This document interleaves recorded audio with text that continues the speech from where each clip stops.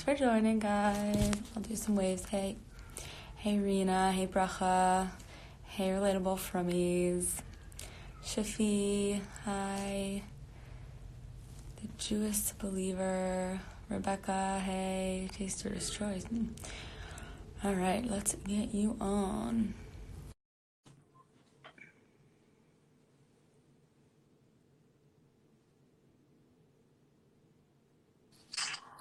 Hi. Hey. Thanks for being on time. I appreciate it. Absolutely. I hate this part. Okay, so remind me your name and everyone else. I'm Sara. The Fit Jewess. Sara. Sara Kupfer. Sara Kupfer. Okay. Welcome. All right, so let's just get started right away. Whoever wants to catch up and watch will do it. Do that later, no problem. Yeah. All right, so tell us a little bit about yourself, your background, why we're here today. I'm Sara. My favorite sport growing up was sitting on the couch with a really good book. And do you want the long version or the short version of how I got to where I am? I want the long version. The long version. Okay, settle in. So I was like the last kid chosen for every team when I was in elementary school, and you could not pay me to go to the gym. And I was moving from Toronto, where I was raised, to California, and I felt like it would be a good time to just add some movement into my life because living a sedentary lifestyle just isn't healthy. And to me, exercise was the treadmill and kickboxing and Zumba, which is awesome if you love it, and it's awful if you hate it. And I fall into the hate category. And so I needed to figure out a different option. And I'd read an article about CrossFit, and the idea of weightlifting intrigued me. So I figured I'd give it a shot. So I actually went to my first class. In order to join a CrossFit box, you need to take an intro class. And I go to the intro class, and the coach says, all right, we're going to start our workout with a 400-meter run. And I looked at him like he fell from the moon because I don't run. And I was like, yeah, Tim, I can't do that. He's like, okay, instead of doing the 400 meters, like instead of running with everyone to the bridge and back, you're just going to go around the block. It's only 280 meters. I'm like, all right, whatever. It's better than 400. So I'm halfway around the block, totally down to crawl. Thank God I had my asthma inhaler on me because I needed it. And by the end of the workout, I was like, all right, where do I sign up? Like, I'm in. And I was a dorm counselor at the time in Palo Alto. And my students used to make so much fun of me because I would come back on such a high. And I used to tell them literally twice a week, I was like, I've never done drugs, but I'm pretty sure that this is what it feels like. Like, I just felt so good. And I am a naturally weak person. And I was just finding out that my body is so incredibly capable. And I was finding that out because I just gave it a chance to try. And so all of a sudden I was lifting weights and doing things that I just never thought I could do, push-ups. And I mean, I know a squat seems super basic, but like squats, and I don't know if you know, are you familiar with CrossFit? Anyone out there familiar with CrossFit or CrossFitters? They're kind of like vegans. If they are, you know about it. Now, no disrespect to vegans. I totally hear that. But all we do is talk about CrossFit. And all I did was talk about CrossFit. And the more I spoke about it, the more I realized no one cared what I had to say. And it wasn't because it was CrossFit itself. It was because we don't prioritize fitness. And I think for us, a big part of the reason, I mean, I totally hear that everyone has families, full-time jobs, school, volunteering, like everyone is busy, 100%. But I think a big part of it is also that we have a direct association with exercise with weight loss. And so if someone is actively trying to lose weight and they're going to the gym and they're not immediately seeing pounds drop off because they went to like 6 classes in the last 2 weeks, it's going to be the first thing to go because it's a time commitment. It's a lot of energy. It's a lot of mental strength to just get up and go if it's something that you're not used to doing. And if you're not seeing the results that you're expecting, it's fair to give it up. What I learned is that exercise is about so much more than how I look. And I actually didn't lose any weight while I was working out. My body shape changed a little bit. Some people have that experience, some people don't. Some people lose weight, some people gain weight. Everyone's experience with exercise is different. But what I realize is that I think if we took the time to understand and appreciate the benefits of moving our bodies in a way that we enjoy, we would all incorporate it into our life. The physical, mental, emotional benefits are incredible. And so I said, if no one else is doing anything about it, I'll do something. So I ended up getting my CrossFit cert, and I was pretty dedicated, because in order to get the CrossFit training program is a 2-day course, and it's on Saturday and Sunday. And so I did not want to go on Saturday, and I kept looking. They told me that every now and again they do it during the week. So I followed for like a year. I kept checking their page. They never do it during the week. And then I figured out that in the Middle East, their weekend is Friday, Saturday. So what I did was I actually flew to Israel, went to a Friday class, it was in Herzliya, stayed in Herzliya for Shabbos, flew back Saturday night, and then the next Sunday took the second day in NorCal. I was committed. Anyway, I started training women, and from a weight neutral approach, just helping them get the results that they're looking for without focusing on the weight. So most clients who came to me wanted to lose weight, which is why I think, at least in America, why a lot of people go to the gym. But it's never about the weight itself. It's either you want to have more energy to run around with your kids, or you want to be able to like bring the groceries up the stairs without getting out of breath, or you want to look good naked. That's awesome. That's really not about your weight. That's how you see yourself. That's body image. So we would really work on all of those things. We would set goals, but they had nothing to do with weight. And through that process, I actually ended up learning more about the health at every size approach, about intuitive eating, about the body positive movement, about positive body image work, and all of that stuff. So I've actually, in the last couple months, taken a step back from coaching, and I am getting into the speaking arena. So that's been exciting, and that's where I'm at. That's the long version. Yeah, good. Thank you. All right, so then I would love to hear a little bit, I'm sure we would all love to hear a little bit about your speaking arena, like things that you have been getting involved in. I personally when I found your page, like I really liked it, and I thought that it was just like unique and cool, and you just like have your thing going. So I want to hear a little bit about your Instagram page and why, like your passion behind it. And then, so if we could get into some of that stuff. Sure.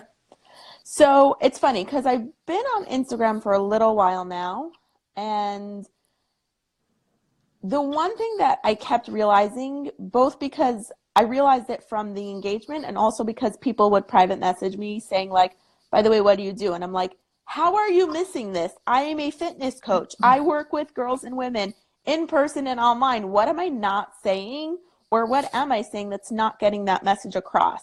And so I would go back and look at my posts, and what I realized is that I really, really was a lot more passionate about helping women understand diet culture, understand how to take a step back, give themselves permission to explore what it means to have a healthy relationship with food, with their bodies, with exercise. And so I started putting the focus on that a little bit more. As you can tell, I love talking.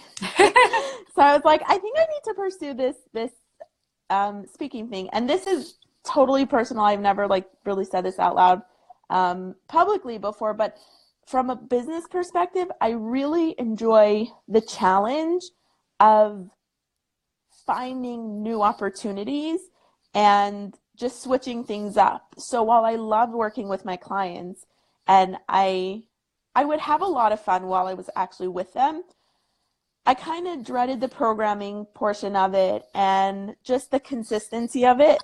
I didn't love it. It's not nothing wrong with it, just not so much my personality. And so when I realized really, really, really how I ended up getting into speaking, it kind of has been something that I wanted to do since I did the Eli talk a few years ago. For anyone who's unfamiliar with that, it's called, if you look up Eli talks, it's the 11th commandment, thou must diet. I gave it together with Sivi Pill from Nourish Kite. Have you had her on yet? I mean, definitely know the name. If we did, Rebecca interviewed her. Rebecca, are you watching? She's watching. Okay, if you had her, go check her out. If you didn't, then you should have her on. But once I gave the Eli talk, I realized that it was something I really enjoyed. Working with a public speaking coach for that also helped illuminate like some basics of public speaking, and it was a really cool process for me. So this was like going back 3 years. It was something I wanted to do, but didn't really know how to pursue or anything like that. And then this year over the summer, small thing I forgot to mention. So my dream has always been to have, not always, in the last 5 years, to open a fitness. We've had her and we were supposed to have her again next week. Awesome. Okay. So if anyone else is watching, you should check Civi's last one and then tune in next week. But what was I saying? I really wanted to have a fitness studio for women that really is a weight neutral space. It's a space where everyone is welcome. You come work out. There's a standard workout, but everything is modifiable and adaptable. And by the way, for anyone who's listening, if you go to any sort of exercise class, your trainer should be asking if anyone needs any modifications, whether it's something that you are not yet physically able to do, or you are pregnant or postpartum or have an injury, whatever it is. Rarely have I been in an exercise class especially a CrossFit class, where everyone's doing the same thing, because our bodies are all different and we're all in different places and we're all at a different stage in our fitness journey. Okay, so going back to what I was saying. Yeah. So I really wanted to open a studio for women. Last year, I wanted to get out of LA so I was living in LA the last 4 years, like 4 years before last year, after Palo Alto. And then I wanted to be with family for a little bit. So I actually ended up moving to New Jersey. And for me, that was a perfect time to kind of get the studio idea up and running, because just from a market perspective and a financial perspective, it's a lot easier to do that in New Jersey than it is in California. So I spent a solid 6 months prepping for that. Invested thousands of dollars, did the market research, created the business plan, found an investor, found a location, lost the investor, lost the location. We're just doing marketing, marketing events, found a new location, lost the new location. At a certain point, I took a step back and I'm like, I didn't do anything wrong. It wasn't like I can look back and say, okay, there were some decisions I made that, weren't right for this. I really believe that I did everything I could have done. And I really believe that it was God saying, like, now's just not the right time. And so I took this summer. This happened from like January through May, June of this past year. And so I took this summer to kind of figure out what I wanted to do next. I was still seeing clients one-on-one in their homes. And during that time, I was invited to come speak at Stern College for a Shabbat. And I was invited to come speak at Limud, which is like a Jewish organization in England, for 5 days. And so once I was starting to get invitations, and I realized that this is something that people want to hear about, this is something that people are willing to pay for, and it's something that I really enjoy, I thought, okay, maybe this is something to explore. So I'm actually working now. My business coach is actually a speaker. So that's something that I'm in the middle of trying out. And by trying out, I mean, like, I'm going to be committed to seeing this through, seeing what it could bring. But basically it's going into, right now it's primarily schools, anywhere from middle school, high school, college, shuls, organizations. This hasn't happened yet, but I'm also open to doing like private in someone's home, bunch of women coming over, but it's basically, there are a few different basic topics, but it's really creating that space to have a conversation about things that aren't necessarily being talked about. And it's funny because I feel like my Instagram is like, I'm very intentional about my feed. So I go on to Instagram and I'm like, oh my gosh, the whole world is talking about all this body positive stuff and all of this health stuff and everything, and this is awesome. When right after Sukkot is like a big time for dieting, and I was like, okay, this is fine. We're gonna ignore all of that stuff. If I need to speak out against it, I will. And then I was like, nothing. Like, there was nothing coming up into my feed about anything about diets after Sukkot, and I was like, this is really weird.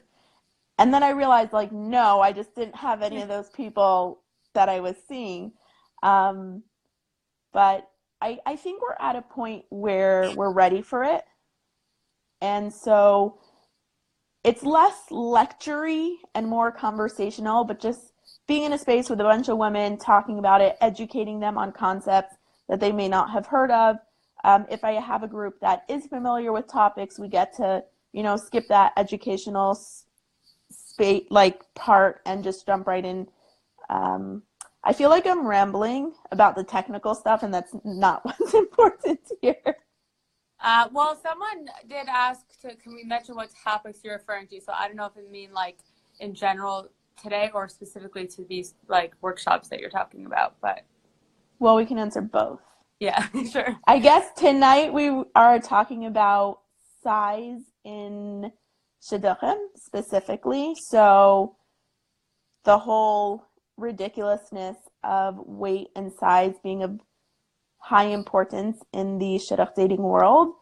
In general, that is a topic that I speak about, in addition to health at every size, understanding health through a Jewish lens, but from a perspective that really promotes healthy physical, mental, and emotional health by learning what it means to take care of and nourish and move our bodies in a way that is best for our body, not in a way that is arbitrarily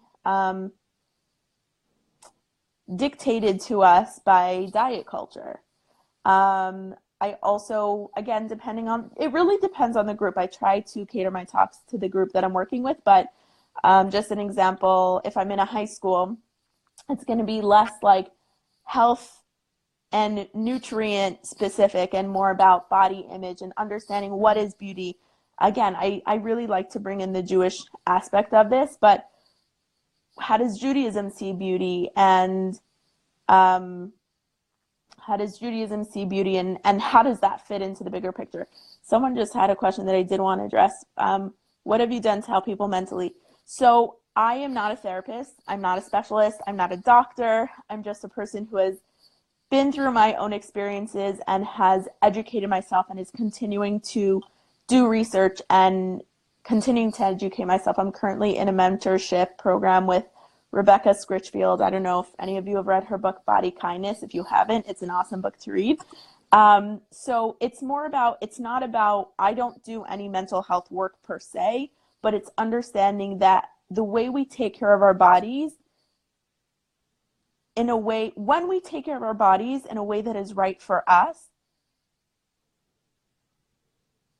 there are benefits to our mental health by default, right? So both from the perspective of really, really how we nourish ourselves physically, the nutrients that we take in, the way we move our body, and then also from the aspect of taking diet culture out of the picture, not getting sucked into the externals, not getting sucked into, again, someone else's standard of what health is and all of that.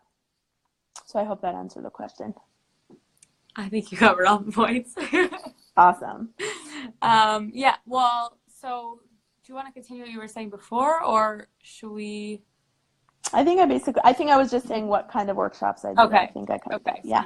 Okay. Well, maybe we could delve into, like you mentioned, the shidduch scene, how it affects, mental health in general, what kind of role that plays, what needs to be changed, or things like that.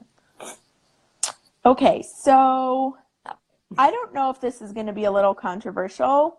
If at any point you need me to shut up, just like tell me. But I don't think I'm going to say anything that you will like strongly disagree with.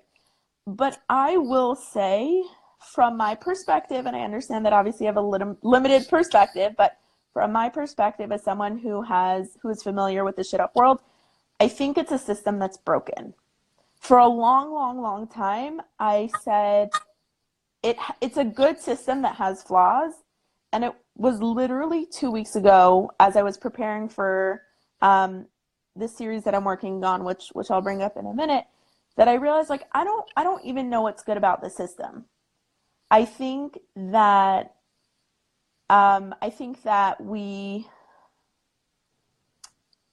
there are elements in there that could be good, but we've gone too far for us to be able to fix the system.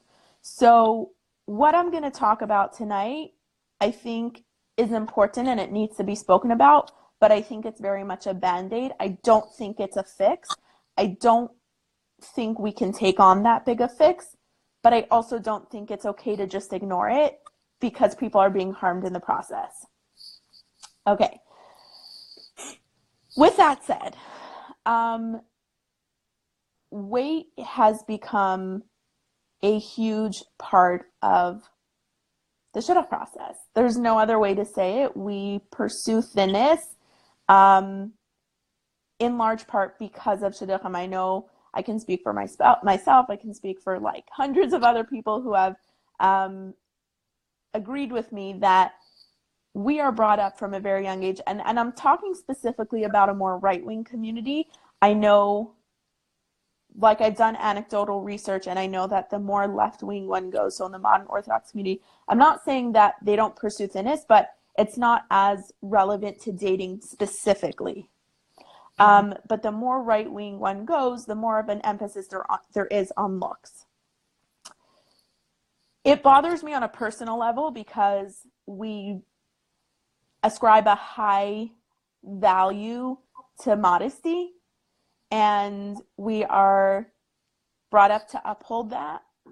And then at the exact same time, as soon as you turn whatever, 19, 20, 21, 22, whenever you're entering shidduchim, it's like, okay, bring out that picture, not just any picture. I don't know if you saw this, but Flatbush Girl actually just posted an email that basically said, she looks like a great girl and she's very attractive, but one of this guy's specific things is that he needs someone who's very thin.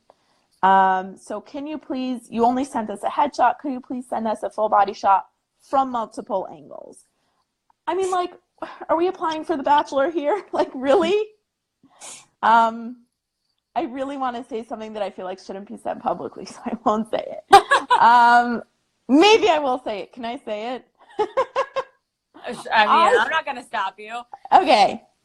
But no one can quote me on this. But I am really tempted, and I promise myself every time this comes up in conversation with where someone else makes a weight-related comment about a girl or woman, I am really tempted to ask for the guy's length. Like, you want to know what's going on here? You want a full body shot? I want it, #size matters, right? Like, come on, it's so ridiculous. It doesn't make any sense. So right now, I have like a million thoughts. I don't know where to start. Here's something that I realized at the beginning when I first got into this whole field of the weight neutral health world and body positivity. I very much felt like I was fighting a broken system, which I was, and just trying to get people to hear me. And it wasn't until about, I want to say 6 to 8 months ago that I read, of all things, a Gary Vee book. And there was one line that really stuck out at me, and I'll paraphrase it, but basically what I took away from it is, instead of trying to fight a broken system or fix a broken system, I'm going to create something that is better, that is stronger, that is safer, that is more empowering. And with time, I don't care how much time it takes, but with time, it will overpower the broken system. And so rather than knocking against, a brick wall, rather than trying to fight people who are not ready to hear what I have to say, rather than constantly finding myself being defensive in sharing what I want to share, I'm just talking to the people who are ready to hear it. And so that kind of brings me back to, like, I don't think the shidduch system could be fixed. So right now, do you remember when that whole, like, in the 5 towns Jewish something home, maybe there was that, like, ridiculous article about whether someone should lose weight to get a date? Was it recent or? No, it was in the summer. Oh, I'm not. Okay, whatever, it doesn't matter. It kind of like took the frum world by storm. But I wrote an article response that was called, the article was called "Fat Women Get Fewer Dates." And basically the idea there was that fat women do get fewer dates. They don't get fewer marriages, right? So why are we so hyper-focused on trying to fit someone else's beauty standard in the effort to get more dates, when at the end of the day, we're going to get married when we get married? Like, I firmly believe that God is the master matchmaker. He knows where I live. He knows who my Mr. Right is. He's going to send him to me at the right time. Now, do I have to put in an effort? Sure, put in an effort, but the effort is not losing weight. And the reason why is because when we pursue intentional weight loss, 95% of people who do end up gaining the weight back, and up to 2/3 gain back more than they lost. I'm like a perfect classic example of that. Every single time I went on a diet, I gained back more than I lost. I stopped dieting about 3 years ago. I am not the healthiest eater. I would not even say I'm an intuitive eater yet. And I'm not going to go into that because you have people who spoke about intuitive eating, right? Yeah, we did. Yeah. Awesome. So just refer back to those videos. But I wouldn't even say I'm an intuitive eater yet. It's something that I'm working on. My habits are not the healthiest yet, and yet my weight has pretty much stayed the same in the last 3 years. It's fluctuated a few pounds, but up and down the same few pounds, which is super, super, super normal. Whereas in the past, I was constantly going up significantly every year because I was constantly dieting and then binging. And by binging, I don't mean like full on stuffing my face. And, it was just when you restrict, you end up binging. And a lot of it, what's really interesting, and I feel like this doesn't get spoken about enough, even in the anti-diet world, but there is an incredible effect of the mind on how we process physically. So I know that didn't make any sense.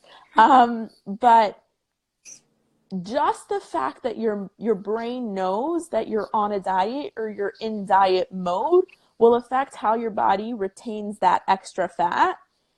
I could be eating the exact same things now that I ate when I was going on and off my diet, and yet my weight stays the same because there isn't that mindset of, oh my gosh, she's going to go on a diet. Oh my gosh, she's on a diet. Oh my gosh, we need to stock up. There just isn't any of that, which is really, really interesting. And I'm not making that up. Like, I'm not saying that just based on my own experience. That is factual. I just don't have the scientific terms for it. But if that's important, I can pull up a research study. Okay. I need to gather my thoughts. What was I saying? So now the problem with weight-related comments in shidduchim is that it makes the assumption that weight is in our control and weight loss is within our control, which is a fair assumption considering that we've been conditioned to believe that. Like, it's not any one person's fault for believing that. We've been told that for decades, right? The problem is the weight loss industry is a $70 billion industry. That's pretty telling because if diets worked, they would be out of business. Have you ever gone into like a library or a bookshop and looked at the diet section? I never thought to do that. Okay, fine. If you were to do that, you would see that there's like a huge section of books, each book proclaims to be the solution for humanity on weight loss. It happens to be most of them contradict each other. Want to explain that to me? It doesn't make any sense. The whole thing doesn't make any sense. And the bottom line is that weight really isn't our control. Yes. Oh my gosh. Hi, Gila. Gila says weight is not a behavior. It's not. We can control our habits. We can control how we approach eating and moving and all of that stuff. By the way, sleeping and self-care should be, in that as well. That's definitely a part of the conversation. But how our body responds to that is not within our control. And just as a side note, I feel like we often think about dieting as like food in, food out. Can I talk about the services I might be able to provide chaperones and parents who have kids in the shidduch scene? Yeah, also I'm going to get to that in a second. For that. Body. I have not. I have heard of it. I have not read it yet. What was I going to say? Oh, God. Was anyone listening? Definitely listening. What's it called? What was everyone saying? It's fine. This is live, not awkward. Food in, food out. Thank you. I was saying that we kind of like break it down to nutrients in your body or like energy in, energy out, food in, movement, blah, blah, blah. But I took a road trip last year when I moved from New Jersey to California. Eat more food and lose more weight. It's way bigger than that. I know what you're talking about, but it's so much bigger than that. When I moved from California to New Jersey, I have no idea what I just said, but when I moved from California to New Jersey, I drove, right? So by this logic, it would make sense to say that if I have gas in my car, I could go, right? Like energy input, energy output. Mm-hmm. But what about my brakes or my oil? Like I needed to get an oil change. I needed to make sure that my transmission was working. I needed to know which gear to be in based on the weather conditions, based on the terrain. Like there's so much more that I needed to know because there's so much more that affects how my car drives than just whether there's gas in the tank. And also, by the way, like what kind of gas am I putting in my car? If I have a Mazda 3, not if. I have a Mazda 3. What car do you have? A minivan. Okay. Let's pretend you had a car. Let's pretend that our gas tanks were the same size. If we both put in, let's pretend you have a Honda Civic, right? Let's pretend the Honda Civic and the Mazda 3 have the same size gas tank. I don't know if they do or don't, but suppose they do. If we both get the same amount of gas in our car, we would not get the same distance out of it. The mileage would be different because the mechanics of the car itself are different. To presume that we all need the same amount of calories and that our metabolism works the exact same way and that everything's going to function on an optimal level for both of us if we have the same diet doesn't make any sense. And by the way, fun fact for anyone who's ever bought like one of those customized meal plans online, like they're not customized. I'm just telling you that. I've been in the industry. I know what goes on the other end of these things. They're not customized programs. They're just say customized programs to make you feel good about it. So I think that we don't realize there's metabolism, there's how my body processes food on a biological level. Pollution affects us. Interestingly, like social status affects us. Where we live in the world affects us. The quality of the food that we're buying, like there's so much more that is just beyond our control. There's so many variables and so many factors that play into how our body processes food that really, really, really is not within our control. And the illusion that the food and the movement aspect of it, of controlling weight is within our control is the myth that we've been sold by the diet industry. So why are we talking about this? Because it's not helpful to tell someone they need to lose weight. It's not helpful because there isn't actually anything I can do about it in a healthy way. Now, some people, when they change their habits of health, when they eat more healthfully, when they move in a way that they enjoy, when they're getting enough sleep, some people lose weight. There's nothing wrong with weight loss itself. I just have an issue with intentional weight loss for looks or misguided health. And that's an entirely different conversation. I don't know if you want to get into it, we can. But losing weight for health isn't really a thing. Side note. I just need to leave you curious, so like you'll want to come back for more. I don't know. Now, what happens? We're getting those comments. We're thinking we're not good enough. When a fat girl hears, and I just want to clarify, I use the term fat neutrally. So I know people like to use the word overweight, but overweight implies that there's a weight you should be based on some, again, arbitrary standard set by BMI, which, by the way, was invented by someone who said that it wasn't supposed to be used the way we use it today. Side note. I believe in neutralizing the word fat. I don't think it's a bad thing. I think it's a descriptor of a body, the same way that short and tall are, the same way that small and big are.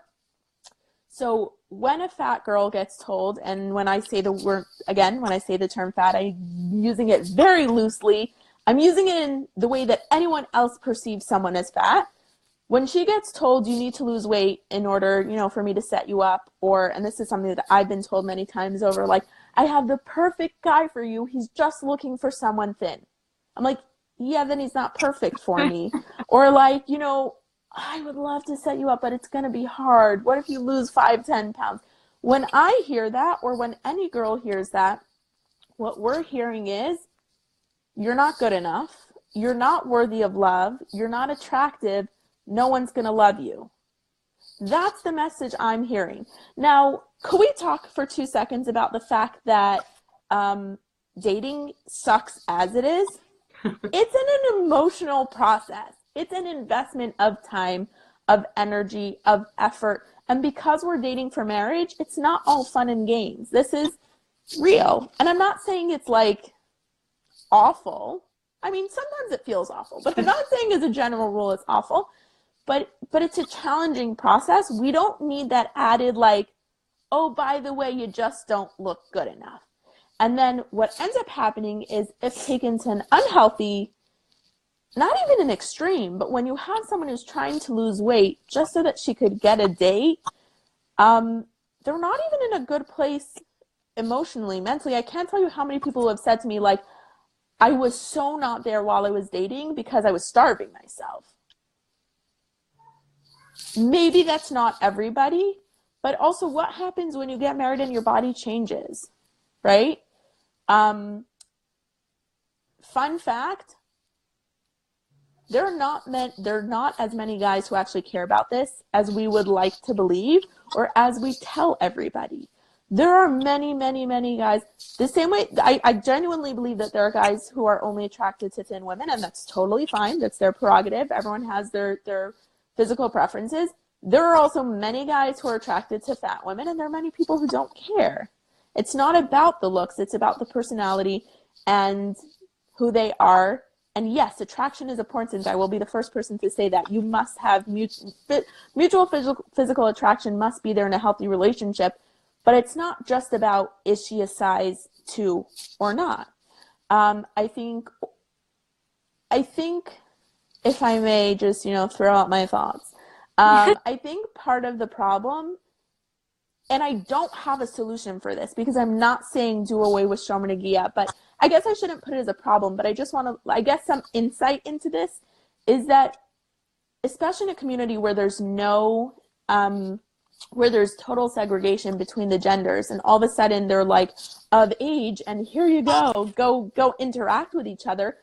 They don't know what it's like to get to know someone on a personal level and then recognize that sometimes attraction grows. Now, statistically speaking, women do have an easier time with attraction growing.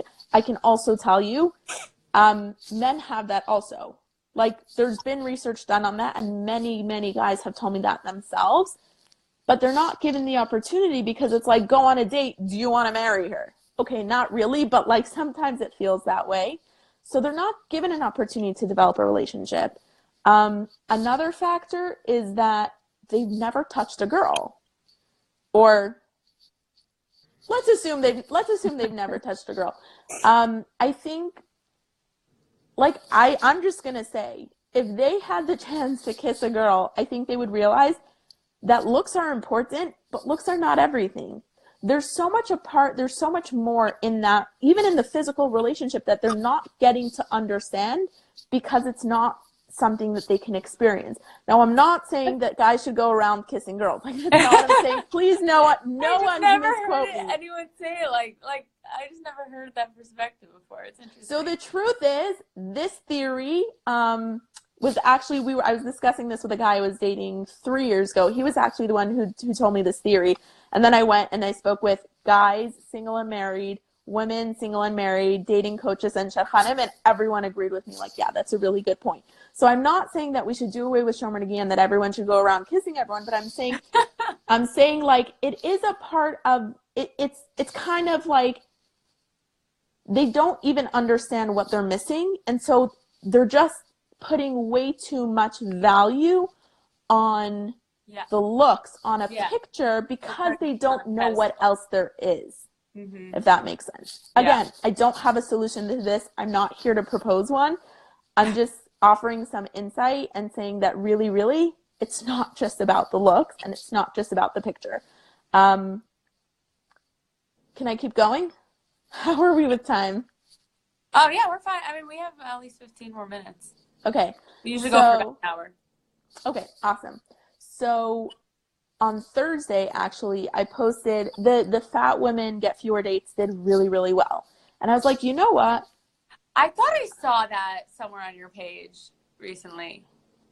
I brought it up again. I didn't just post that one. I posted a follow-up one, but I did recently repost it before I posted the follow-up one. But what I realized, I'm not here to attack shadchan. Oh, I want to answer the question. So can you say it more clear? Can I express? Okay, so the theory was that part of the reason that there's being so much emphasis put on looks and size is because there isn't opportunity, to develop a relationship between the couple, because that's never been something that they learned how to do. The skills aren't there, and the understanding that relationships take time and that there can be emotional and intellectual attraction that then leads to physical attraction just isn't there, because it's something that they never experienced.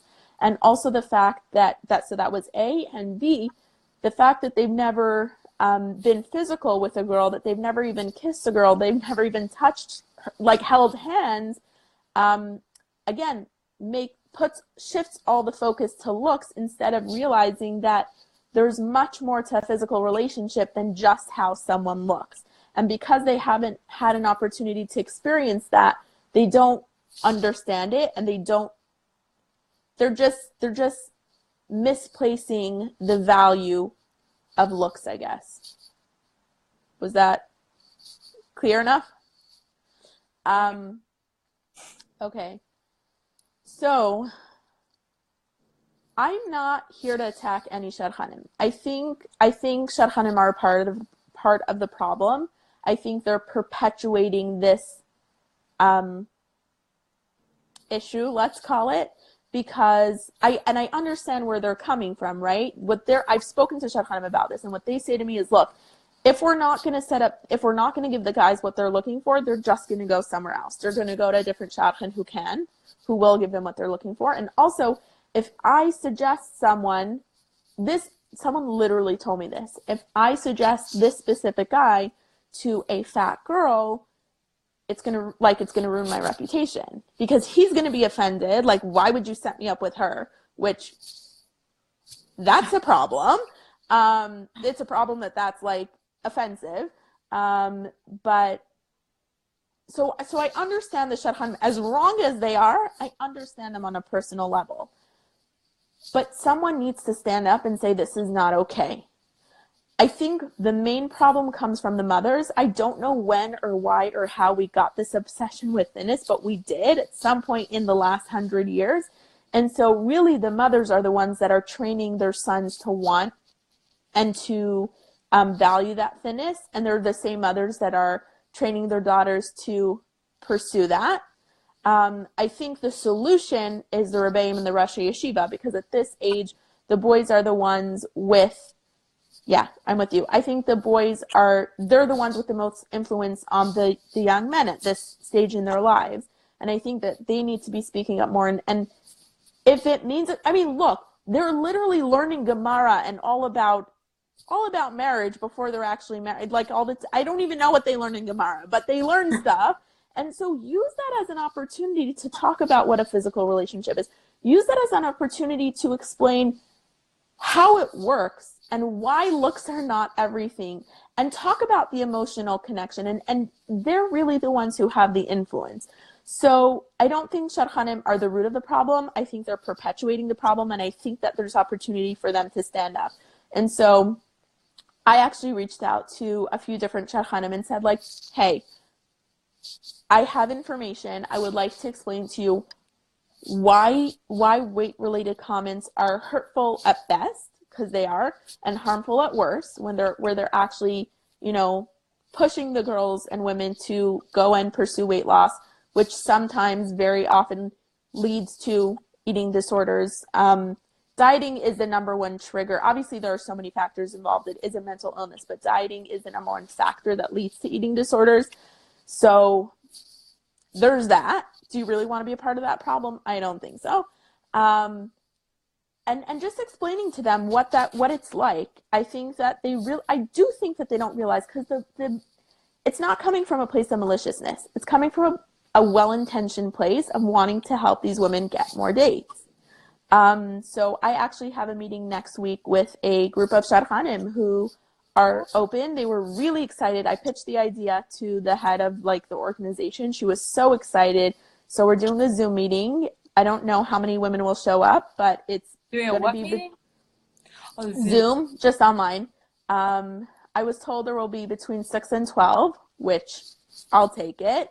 And so, yeah, just speaking to them, just educating them, explaining to them pretty much what I explained to you tonight. And then that, I'm going to read that in a second. And then also, I can also do a workshop for singles specifically, not guys. I work with the women, but just specifically with the women. Again, doing the same thing, explaining to them why weight loss is not the route to go down. A little bit more, this would be more body image focused. And the moms as well. Really every group has a different workshop, but it's just about educating them and giving them the tools to make the decisions that are best for them and for the people around them. I feel like I lost my train of thought somewhere in there, but I don't know. So I'm going to read what, when guys and girls meet informally in kosher settings, it takes the pressure off and allows girls each other without that pressure of having to decide based on a photo. So I think if I understand what you're saying, that informal meetings in kosher settings gives them the opportunity to get to know each other. I guess you're saying that you would promote that type of meeting. I think I'm with you. I'm totally with you. I do think that giving men and women, I do think as a general whole within the community, we do need spaces. We need spaces where young men and women of eligible age have a space where they can come together. I personally would rather it be not a singles event, meaning not a speed dating thing, not somewhere where it's okay, come and meet each other for the purpose of finding someone, but really just, I guess the ultimate purpose is that. I forget, I'm going to stop talking because I haven't fleshed this out. But I think that it doesn't really work for introverts. I say that as someone who hates singles events. I don't like going to them because I'm a wallflower at business networking events. I'm a wallflower at parties where I don't know anyone. And so, I don't know that it would benefit a large part of the population. I think it's definitely something worth trying. And I know that there are some people in New York who are pursuing this approach. Do you ever bring men on to speak? Yeah, we have men. Okay. Ben Rohr is a really good guy to get in touch with. I'll write that down. About this kind of stuff. I think he would have a lot more to say about this in a way that is far more articulate than I can attempt to do right now. As far as the photo thing itself, I actually don't have a hard rule against a photo. When I first started dating almost 10 years ago, I didn't think it made any sense. I thought it was, super crass and like, how can you make a decision based off of a photo? And I don't think you should make a decision based off of a photo. But I also know for myself that there have been many times where, I feel like I'm going to get flack for this, but there have been times where I went out on a date and I'm like, if I had seen a photo, I would know. There's a very big difference between attraction. I mean, there's a very big difference between I'm neutral, I'm not attracted to him, but who knows, let's see, maybe this could grow, and I am repulsed. And that happens, and I think that I don't know, whatever. I don't really want to, I don't want to actually have an opinion on the whole photo thing, but I think I think it's a problem now because we've taken it to the extreme where the photo makes the decision, right? And it's also in part because of the resume problem, because everyone's resume looks exactly the same. I also have no idea why we call it a resume. It's a profile. I don't understand the word itself, but fine. When everyone's shidduch profile looks exactly the same, how are we supposed to differentiate then besides with a photo? But that doesn't make any sense. It doesn't make any sense. I think that just brings us full circle. I don't think it's a system that is set up to function well. And all of these little things that are popping up have been, like, they've evolved over the years. It's not like the shidduch system was set up with all these things in place. It was kind of I think we're trying hard to hold on to a system that traditionally has been used, but modernizing it so that it works for us today. And that sort of mesh is just not working for us, but we're not either ready to let it go. That's kind of how I feel about this whole thing. Yeah. And I also think, so someone just made a comment that the guys in a group setting, guys will gravitate to the skinny girls. I don't disagree.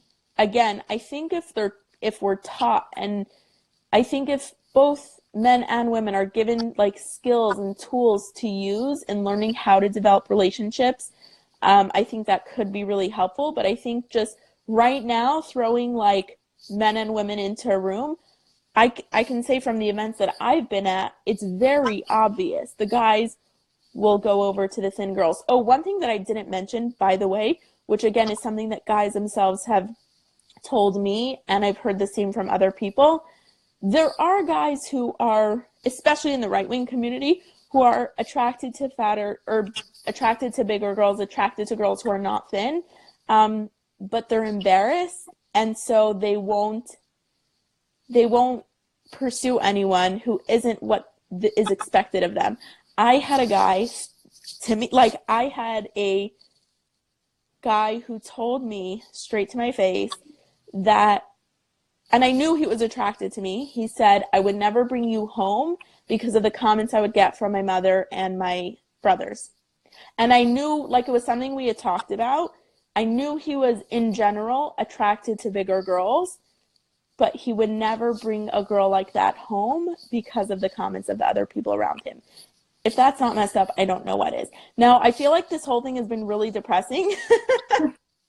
The good news is that people of all sizes get married, so don't freak out about it. Let's quickly talk about your marriage. Oh, I never finished that. That's what I was in the middle of. So I ended up getting, asking for married women. Oh, so that first article was more like calling out shidchanim and saying, like, stop being a part of the problem.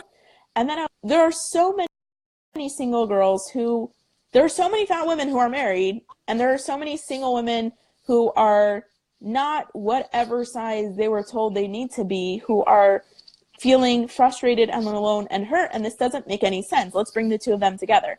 So I actually ended up asking women to just share their dating stories with me if it was weight related. And I was blown away by the response. I had over 30 women reach out and share their personal stories.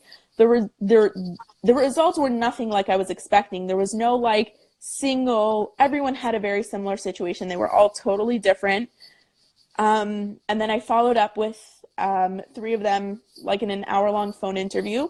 And the funny thing is that by the time I got to writing the article, it so didn't take the direction that I had intended, because I didn't even know how to, how do you share these stories of I don't even know how to articulate it. Like, they were so personal and so raw, and I just felt like I was going to butcher it. And so I'm not saying they're gone for good. I would very much like to bring them out, and I think I'm going to bring out those individual stories over the course of the month, because I think they're important and I think that they should be shared.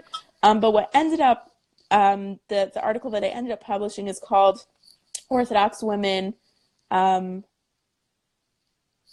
Married at Every Size.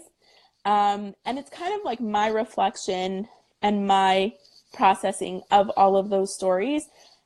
And it's really my intention with that. My objective is for it to be a source of chizuk and just comfort for the singles who are still going, who are still dating, who are still trying to find their soulmate, to know that there's, like, not even to say there's hope. Like, your guy is out there. Like we said at the beginning, like, God already established someone for you. He's there. It's just a matter of finding him. And I believe that, everyone will find their soulmate at the right time. And I think it's really nice to hear from people who have been through that. And so what I did was I asked people to share a wedding photo of themselves of any size, whether they're thin or fat or whatever they want to identify as, with a hashtag married at every size. Some of them shared a caption with it, what their dating experience was like. Some of them just shared the photo with the hashtag. And it's really cool to see, like, it's nice to finally see some diversity in the body types of the kalas, of the pictures that we're seeing. If you have a sharing size, tag me so that I can reshare it. But that was really, that was the goal with that. It's nice. That's powerful for people to see. I'm happy you did that. All right. Well, anyway, we'll wrap up here. I think that's a good stopping point. I think we've covered most of our bases. I'm just thinking, well, do you have any last messages you want to say? I think my final message. You are deserving of love. You can be loved. You can love at whatever size you are. And do not let anyone ever convince you otherwise. And I'm not saying that you're not going to doubt yourself, because we all have those days. I'm not going to say that you're never going to feel insecure, because I do sometimes. But at the end of the day, you are created in the image of God, and you are inherently valuable and worthy. And whenever the going gets tough, just remind yourself of that. Like, love doesn't have a size, and if anyone tries to tell you that it does, just walk away or reach out to me, and I'll just remind you that that's not true. All right, I like that message. Thank you. Thanks for coming on tonight. Thanks for having me. Watch. And it'll be on for 24 hours and then on YouTube. Awesome. Yeah. All right. Take care, everyone. Have a good night. Thank you. Bye. Bye.